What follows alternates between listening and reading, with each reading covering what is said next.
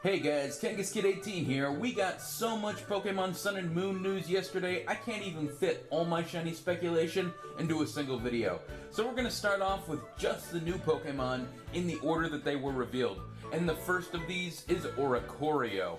Oricorio is a new bird Pokemon that comes in 4 unique forms, one for each of the Alola Islands, and each representing a different type of dancing.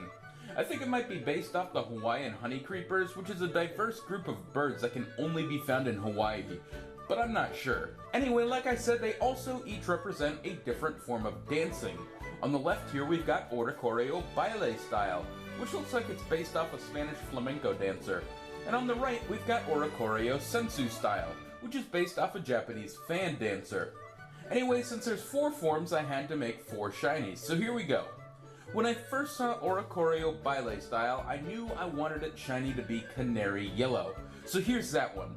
And because one of the other Oricorio forms is also yellow, I thought, why not just have them all switch each other's colors? So now Oricorio Sensu style becomes the red color of the Baile style, which I think is pretty cool.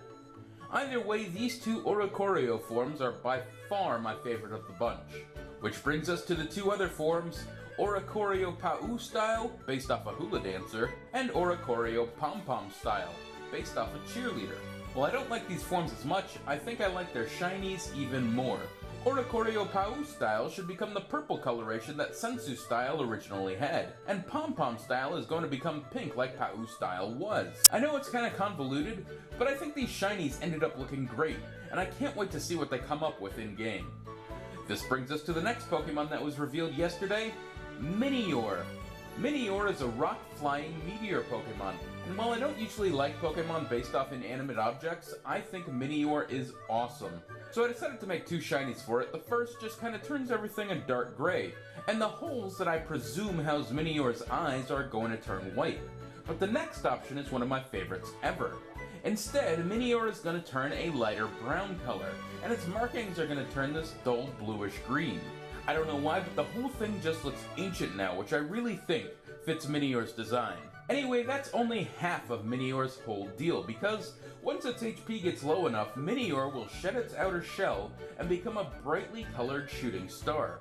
Apparently, the colors of Minior's core is totally random, which means they're making it really hard for shiny hunters this generation.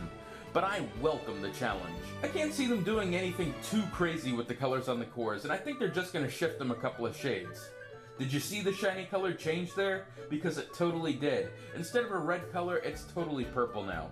So yeah, it may be subtle, but I think sometimes subtle shinies are good shinies. Which brings us to the next Pokemon revealed yesterday, Gumshoos. Gumshoos is the evolution of Yungoos, and it sounds like it's some sort of detective Pokemon. Which is weird, because it looks like it's wearing some kind of Donald Trump wig. Anyway, onto the shinies. Now there's 2 ways you can do the shinies in an evolution line. They can either all keep the same basic shiny colors, or they can be totally different. So since I've already made a shiny for Yungoos, let's try to keep the colors the same and make Gumshoos a paler brown, with nice pale blue highlights. I still think this shiny looks great, but let's have some fun and turn it totally different. This time the yellow fur will turn into a kind of maroon red, similar to Cranidos' shiny, and the brown will turn into this kind of dull golden color. I think these colors look really well together, but I think Gumshoos can go one step further. Did I mention that this Pokemon looks like that inflatable meatbag Donald Trump? Because this just has to be intentional on Game Freak's part. Anyway, let's take Gumshoos' brown fur and turn it orange, just like the Donald. We can keep that fake-looking yellow hair, and to top it off, we can give it a nice brown nose. I think the shiny looks way better than the real thing. Anyway, fun's over, let's head on to the next Pokemon revealed yesterday, and one of my favorite evolution lines revealed so far, Fomantis. Fomantis is a grass type, and clearly based off an Orchid Mantis, which honestly I think has been a long time coming.